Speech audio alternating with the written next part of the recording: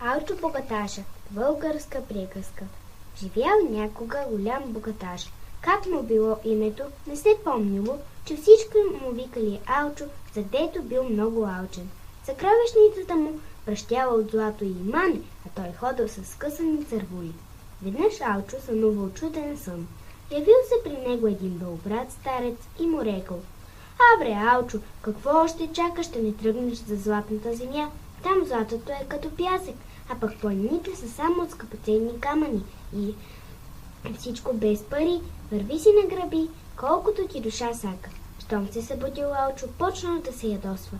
„Бре, как забравих да питам чудния старец, на къде се намира тая златна земя?“ Ядосвал, па накрая решил да върви, пък да става каквото ще, да стигне когато може.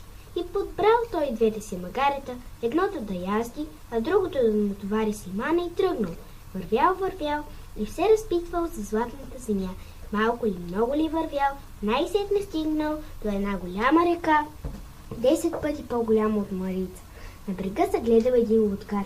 Алчо и него попитал: „Абре, дядо, не знаеш ли къде е златната земя?“ Лодкарът е рекал: „Абе, сине, не е много близо, но не е и много далеко, ама ще трябва да се мине реката. Моля ти се, пренеси ме на отвъдния бряг, да те пренеса.“ Но когато лодкаря нагласил лодката, той рекал: „Абре, дядо, я ми дай лодката, аз сам ще се помъча да мина на другия бряг.“ Страх го било и лодкаря да не тръгне с него за златната земя. „Така да бъде, синко, ето ти лодката. Като стигнеш отвъд, завържи я яко, да не я отнесе реката.“ Зарадвал се Алчо, качил двете си магарета и подкарал лодката. Криво-ляво минал реката.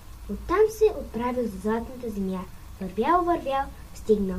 Натоварил хубаво магаретата си за злато и скъпоценни камъни и се върнал. Гледа лодката на мястото си. Качил се в нея заедно с магаретата си и плувнал. Добре, ама насред реката товар на лодката натежал и тя се наклонила. Да се напълни с вода.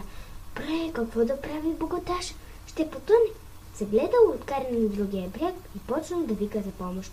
„Хвърли малко от имането, синко“, извикал лодкаря. „Ще те послушам, дядо“, рекал Алчо и почнал да разтоваря товара на едното магаре. Ама не хвърлил златото, ами се помъчил да бутне магарето в водата. Опитал се той, ама онова ти магаре, като започнал да хвърля къч, обърнал лодката и всичко отишло на дъното. Така се удавил Алчо богаташа. Двете магарета излезли на брега, едното натоварено с злато и скъпоценни камъни. Лодкарят ги хванал, взел мането и си заживял весело и честито.